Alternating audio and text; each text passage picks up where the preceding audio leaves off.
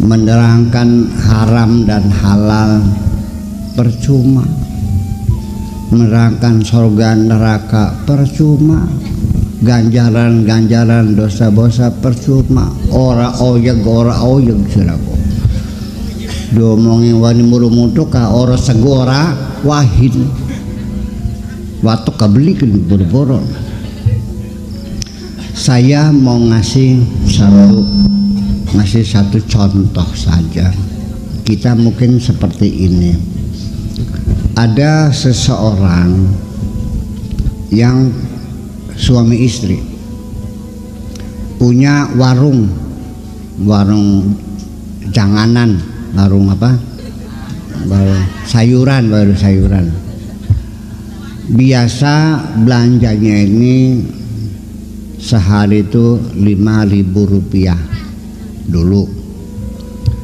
Karena harga semakin naik, kata si suami, mah belanjanya jangan 5.000 mah mau hanya dapat kangkung sama sabrang ceplik paling juga.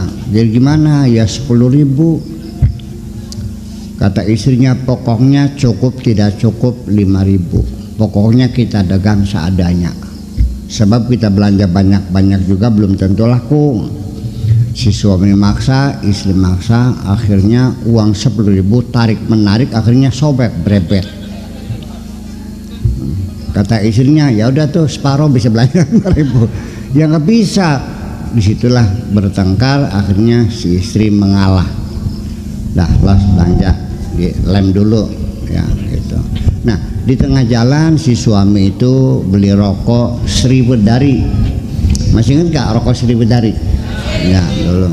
Di bawahnya gudang garam, nah harganya juga. Dia beli 2 batang. Yang satu dihisap, yang satu diselapkan di kuping. Berangkatlah dia ngatel sepeda dengan keranjang di belakangnya. Tiba-tiba disambar oleh bus terpelanting, kepalanya terhunjam menabrak batu DMJ. Tahu DMJ? Yang pinggir jalan tuh. Plek pingsan, dibawa ke rumah sakit 1 minggu koma, tidak sadar. Istri menangis, anak-anak menangis, dokter berusaha, biaya semua ditanggung oleh perusahaan bus. Setelah setengah bulan sang suami itu terbuka mata. Istrinya gembiranya bukan main. Alhamdulillah dawa umur kang dikakohnya. Tapi dia melongo aja. Siapa kan ke? Mbo. Lah. Sudah sembuh belum? Udah makan bisa, cebok bisa sudah. Tambah seminggu lagi sudah bisa melihat ke sana kemari, sudah bisa jalan kaki. Tapi istrinya datang tidak disapa. Sapa? Mbo. Sampean nikahnya lagi apa? Mbo. Ai. Waras turun kok. Turun. Diobati lagi, dioperasi lagi, disambung lagi sarafnya, kan gitu. Cereng, akhirnya siapa? Ya rabinya kita sih. Alhamdulillah wis waras.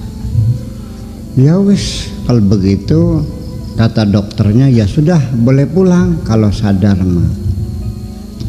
Ketika disuruh pulang sudah disiapin pakaiannya, si suami ini mong je balik kene baik. Iya wis waras turun kok.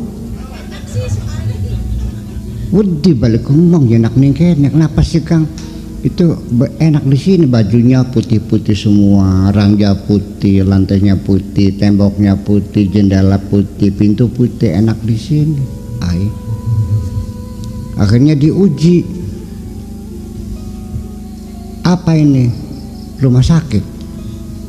Sebabnya apa? Kakak ada di sini. Embo. Tabrak mobil. Mobil apa? Mobil truk. Nanya, inget gak dulu rebutan uang tuh? Embo. Katanya beli rokok Silodari. Di mana? Di warung mana? suara turun gini, turun, diobati lagi, iya kan? Akhirnya setelah itu sembuh, ada kemajuan. Oh iya, kamu istri saya kan, iya. Jadi kenapa saya di sini? Ketabrak mobil. Di mana? Di tikungan. Oh, ingat gak beli rokok? Iya. Berapa? 2 batang. Nah, gue sekali kan gini, ya kan? Terus saya nyalakan satu, terus yang satunya ditelepon di kuping. Terus, nah nggak ingat. Ya wis lah, berarti sudah sehat kan? Tapi begitu diajak pulang masih nggak mau juga. Sudah sehat belum? Selagi orang itu diajak pulang nggak mau, berarti masih linglung. Jadi ketika kamu tidak mau pulang, artinya masih linglung. Jadi ditakut-takutin neraka juga percuma, nggak bakal masuk dong. Diiming-iming surga nggak bakal paham, ngerti belikin gih. Ingat nggak dulu waktu dalam perut orang tua ada malaikat datang, ingat nggak? Lalu nanya, dulu bapak ingat nggak ditanya Allah? Nggak ingat. Allah nanya, alastu bi rabbikum? Qalu bala. Kamu percaya aku Tuhanmu? Ya percaya. Masih ingat nggak? Belum ingat? Coba diingat-ingat dulu dong. Nah berarti masih linglung. Jadi ditakut-takutin neraka percuma. Ibu-ibu sekalian, tiap hari kita ngeliat makan, betul nggak? Kita pasti nasibnya akan sama dengan mereka. Tapi kenapa nggak takut-takut? Nah, bukan hanya kamu, lebih yang tiap hari mandiin mayat nggak sadar dia mau mati tuh, betul nggak? Habis mandiin mayat, istrinya nggak nanya, nungguin nggak pulang-pulang, ditelepon, Kang sudah selesai belum mandiin mayatnya? Udah. Sekarang di mana? Ada mayat yang kedua. Lo udah bikin nggak tuh si Rangda. Kok anak beli lebih dengan lagi. Bayangkan habis mandiin mayat tuh, ya masih sempat-sempatnya gitu pengen mandiin mayat kedua, namanya Rangda. Nggak sadar. Itulah sebabnya. Terus waktu itu nanti kita ditanya, kamu siap untuk dilahirkan di desa Kemantren? Siap. Siap jadi lelaki? Siap. Lalu nantinya di tukang beca? Siap. Siap. Nantinya kena penyakit kurap seumur hidup? Siap. Siap. Nah kalau semuanya siap, akan didorong oleh malaikat. Nah itu makanya pembukaan 1, pembukaan 2, pembukaan 3 sampai berapa pembukaan? 9, 10. Itu siapa yang buka? Dokter sampai sekarang belum bisa menjawab.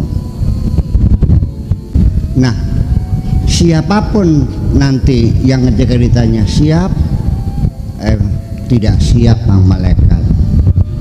Begitu sang janin itu mengatakan tidak siap, famajjathu dima, akan dibanjur disiram dengan darah. Siapa mereka yang mengatakan tidak siap? Itu di sini disebutnya kluron. Kluron tuh dibanjur sama darah, tidak jadi hidup. Ya udah. Jadi kita semua ini dulunya pernah mengatakan siap, siap, siap, siap. Semuanya siap, maka dikeluarkan.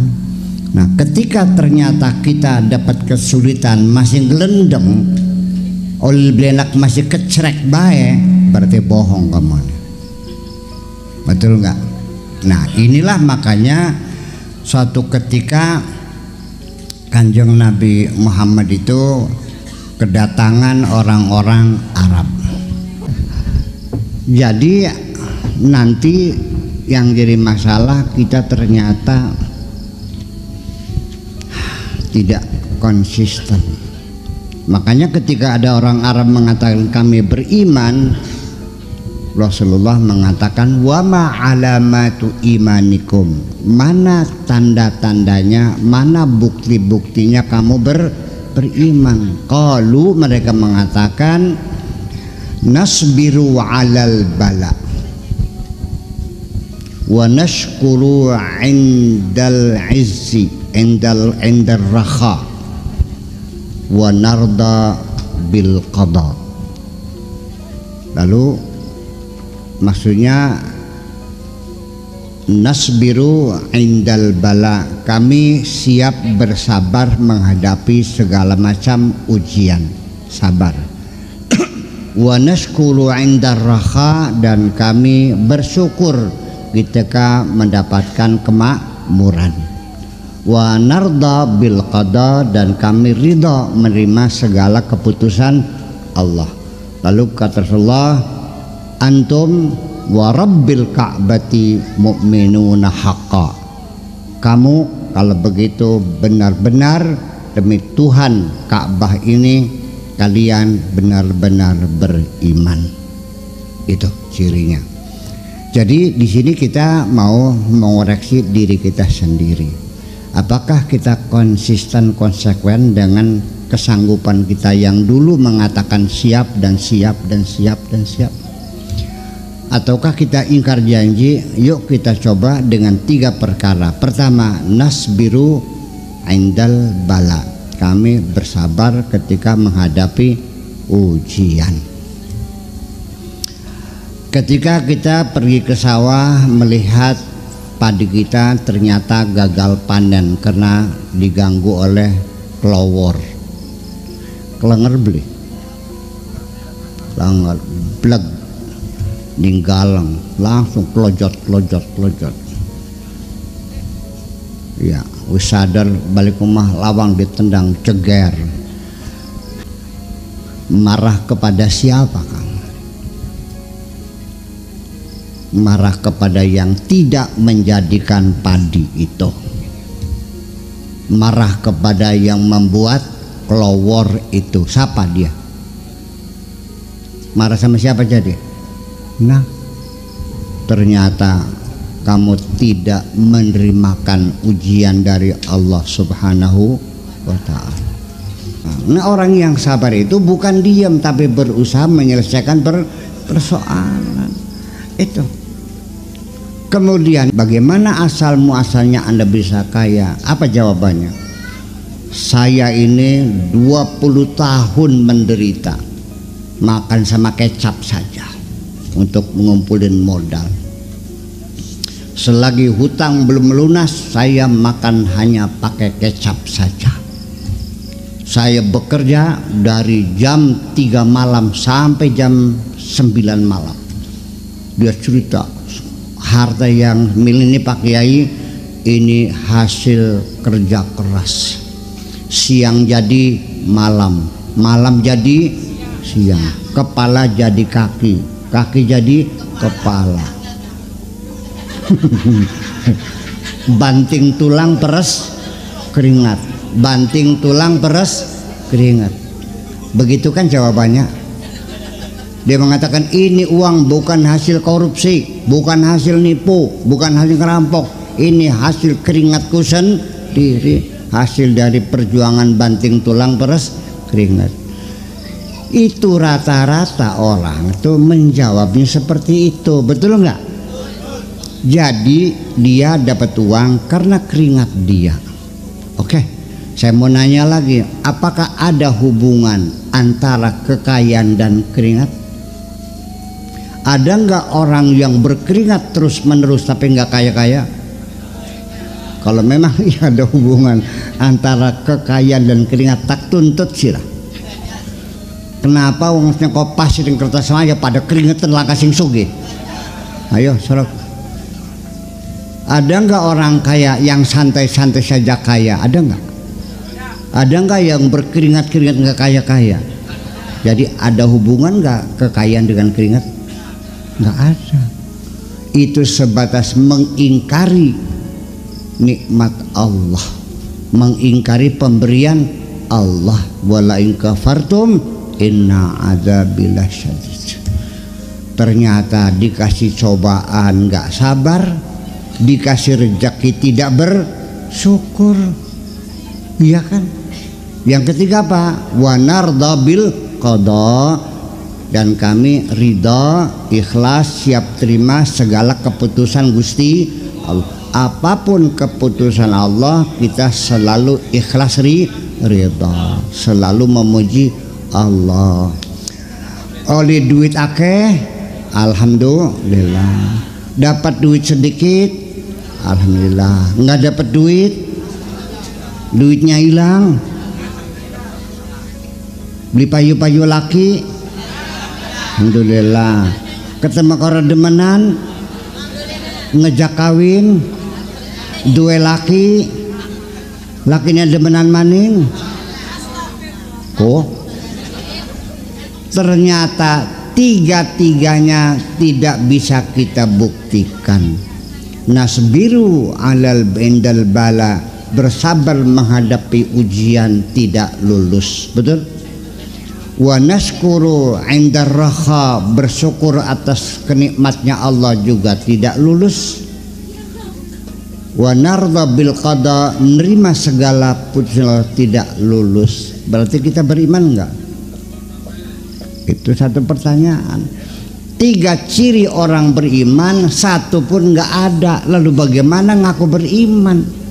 Jadi kita ini melakukan sholat, bayar zakat, puasa, itu sebagai muslim, paham nggak?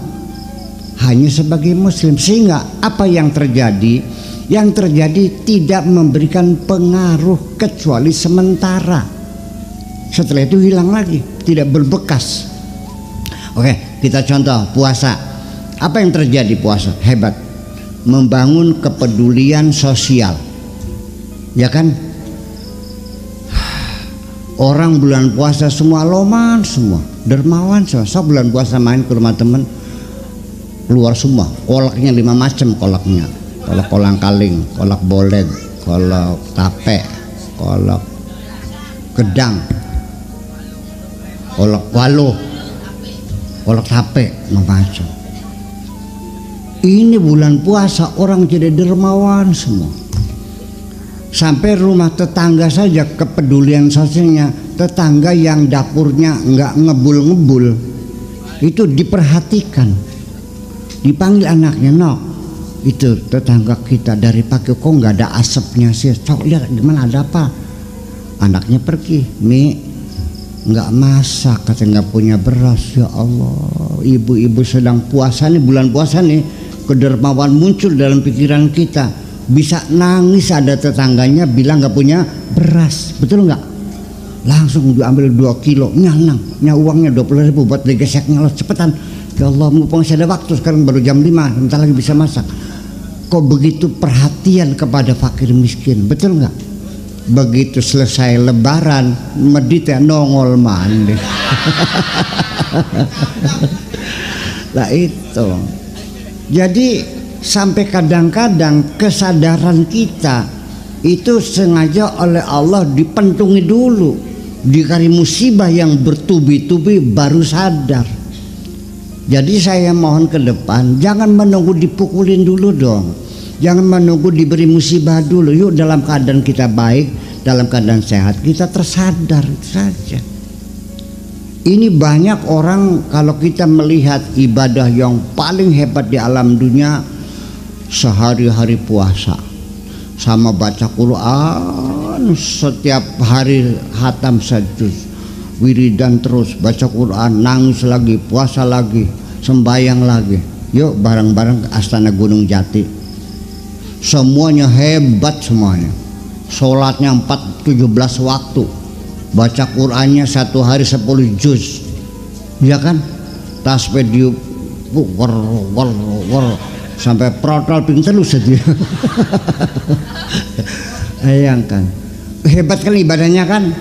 Ternyata ketika dibuka buku hariannya, utangnya 3 miliar, lagi dikejar-kejar oleh mantri bank. bahkan mengkonon tak tongak nakir kepada aku utangnya kabeh gitu. Sambil sembahyang boleh. Sambil puasa. Itulah makanya. Jadi gini, kadang-kadang kita menghadapi musibah itu sama sekali jangan beranggapan Allah kejam kepada kita. Semua musibah yang datang ini sebetulnya tidak lain adalah pembelajaran, memperingatkan kita supaya sadar kembali. Paham Bu? Dulu bayangkan ketika sedang sehat, iki satuan ke pateng seruntuh sing cangkem ke. Artinya kayak anak kandang satuan ya gitu. Apa isinya kok? Kunyuk, ketek, cemerah. Apa paling? Iya kan.